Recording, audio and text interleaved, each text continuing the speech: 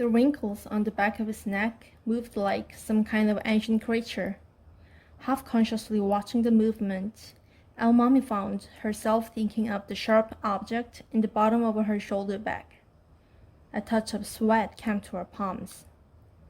"What do you think I should do?" she asked. "There's nothing you can do up here on the expressway, not until we get to the next exit. If we were down the city streets, you could just step out of the cab and take the subway." "What's the next exit?" "Ikaduri. We might not get there before the sun goes down, though."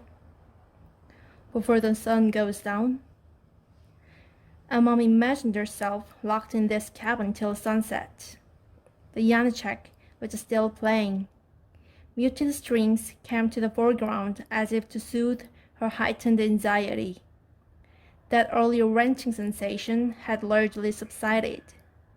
What could that have been? Awame had caught the cab near Kanuta and told the driver to take the elevated expressway from Yoga.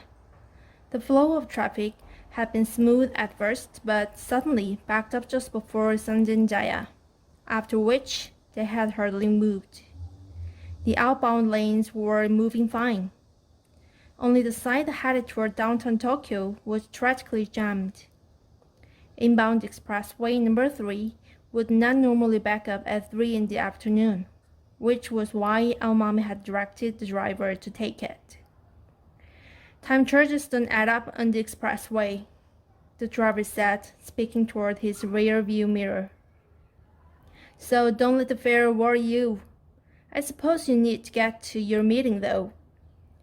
"Yes, of course, but there's nothing I can do about it, is there?" He glanced at her in the mirror. He was wearing pale sunglasses. The way the light was shining in, Awami could not make out his expression.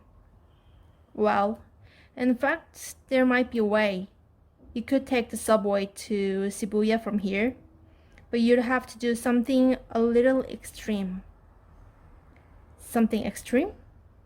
"It's not something I can openly advise you to do." Awami said nothing. She waited for more with narrowed eyes. "Look over there. See that tunnel just ahead?" he asked, pointing. "See? Near that ASO sign." Awami strained to see through the windshield until she focused on space to the left of the 2-lane roadway where broken-down cars could pull off. The elevated roadway had no shoulder, but instead had emergency turnouts at regular intervals. Awami saw that the turnout was outfitted with a yellow emergency phone box for contacting the Metropolitan Expressway Public Corporation office. The turnout itself was empty at the moment. On top of a building beyond the oncoming lanes there was a big billboard advertising ASO gasoline with a smiling tiger holding a gas hose.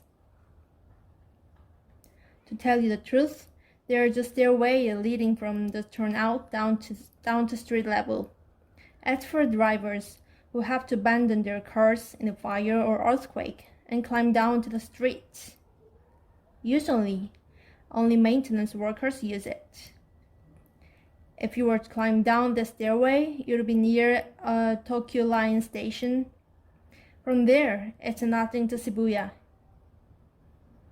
"I had no idea these metropolitan expressways had emergency stairs," Mommy said. "Not many people do." "But wouldn't I get in trouble using it without permission when there's no real emergency?" The driver paused a moment. Then he said, "I wonder I don't know all the rules of the corporation, but you wouldn't be hurting anybody. They'd probably look the other way, don't you think? Anyway, they don't have people watching every exit. The Metropolitan Expressway Public Corporation is famous for having a huge staff, but nobody really doing any work." "What kind of stairway is it?" Kind of like a fire escape, like the ones you see on the backs of old buildings.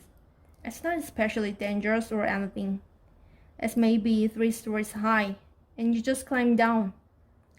There's a barrier at the opening, but it's not very high. Anybody who wanted to could get over it easily. Have you ever used one of these stairways?